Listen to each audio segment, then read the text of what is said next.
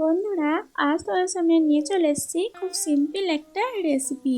এটা স্ন্যাক্সের জন্য খুব সুন্দর একটা রেসিপি আর বাচ্চাদের টিফিনে দেওয়ার জন্য দারুণ একটা রেসিপি। তো বন্ধুরা, hello friend, welcome back to my new video. তোমাদের ফুড বাঙালিতে ওয়েলকাম। আজকে নিয়ে চলে এসেছি খুব সুন্দর একটা স্ন্যাক্সের রেসিপি। সেটা বাচ্চা থেকে বড় সবাই কিন্তু খুব পছন্দ করবে। আর নিরামিষি রেসিপি খুব সিম্পলভাবে। চলো স্টার্ট করা যাক ভিডিওটা।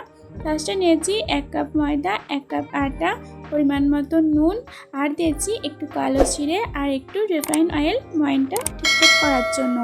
তো দেখো কিছুক্ষণ কিন্তু আমি ভালোভাবে মেখে নিয়েছি। এরপর অল্প অল্প জল দিয়ে একটা কিন্তু ডো তৈরি করে নিচ্ছি।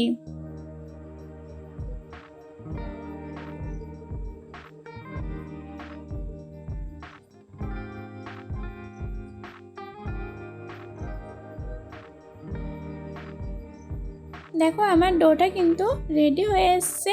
এরপর ওপর থেকে একটু তেল বুলিয়ে ঢাকা দিয়ে রেখে দিচ্ছি প্রায় আধ ঘন্টার মতো। তো তারপরে দেখো ততক্ষণ আমি আলুর পুরটা করে নিচ্ছি। একটা কড়া চাপিয়ে দিয়েছি। এরপর দেখো একটু রিফাইন অয়েল দিয়েছি, একটা দিয়েছি শুকনো লঙ্কা, একটু জিরে আর একটা আদা ঘষে দিয়ে দিয়েছি, আর কিছুটা দিয়েছি কাঁচা লঙ্কা কুচি, আর দিয়েছি কিছুটা পরিমাণে দিয়েছি টমেটো কুচি, আর একটু অল্প পরিমাণে নুন দিচ্ছে টমেটোটা তাড়াতাড়ি গলে যায়। এরপর দেখো ওই যে সিদ্ধ করে রাখা আলুগুলো দিয়ে দিচ্ছি। এরপর ধনে গুঁড়ো, হলুদ গুঁড়ো আর দিয়েছি জিরে গুঁড়ো। এরপর কিছুক্ষণ ভালোভাবে নাড়াচাড়া করে নিচ্ছি। মশলাটা তো আলুর সাথে ভালোভাবে করতে হবে, তার জন্য কিছুক্ষণ আমি নাড়াচাড়া করে নিচ্ছি।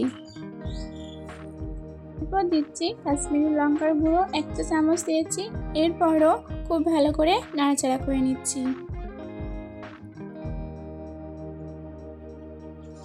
হাতে থেকে একটু কাসুরি মেথি ঘষে ওপর থেকে দিয়ে দিচ্ছি, যাতে স্মেলটা যেন খুব সুন্দর ওঠে। আমি কিন্তু পরিমাণ মতো নুনটাও দিয়ে দিয়েছি। এরপর দেখো ডোটা এবার দেখাচ্ছি কতটা সফট হয়েছে। এভাবে সফট করে তোমরা মেখে নেবে। এরপর দেখো ছোটো ছোটো করে লেচি কেটে আমি কিন্তু তুলে নেব। এরপর একবার তোমরা সাইজটা দেখো কীরকম সাইজের লেচিটা কেটেছি, ঠিক এরকম সাইজের লেচিটা কেটেছি। তো একটা লেচিতে খুব সুন্দর একটা কিন্তু আমার স্ন্যাক্সের আইটেম রেডি হয়ে গেছিলো। দেখো হালকা হাতে একটু লুচির মতন সাইজে গিলে নিচ্ছি।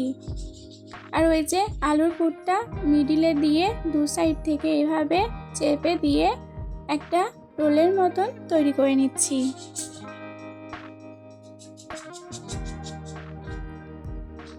এটা দেখতেও ইউনিক টাইপের, আর বাচ্চাদেরকে দিলে বাচ্চারা কিন্তু চটপট এটা খেয়েও নেবে।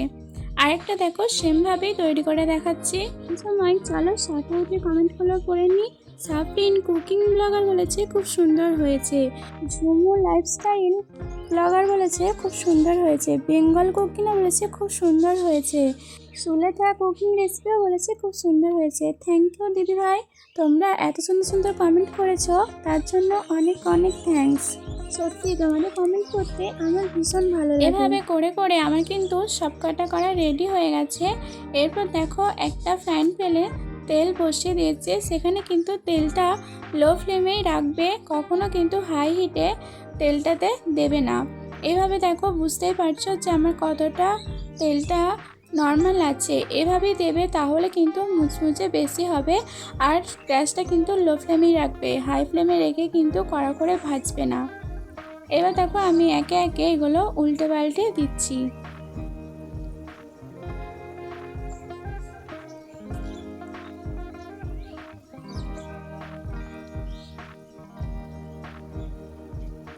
সবগুলো আমি কিন্তু লাল মুচমুচে করে ভেজে নেব, তাহলে কিন্তু বেশি ক্রিস্পি হবে আর খেতেও কিন্তু খুব মজা লাগে। তোমরা নিশ্চয়ই আওয়াজ শুনেই বুঝতে পারছো কতটা মচমচে টাইপের হয়েছে। তো বন্ধুরা, তোমাদের রেসিপিটা কেমন লাগলো অবশ্যই জানিও। ভালো লাগলে like, comment, share and subscribe করে দিও। আর আমার পাশে থেকো। তোমরা সবাই ভালো থেকো। আজকেকার মতন টাটা বন্ধুরা।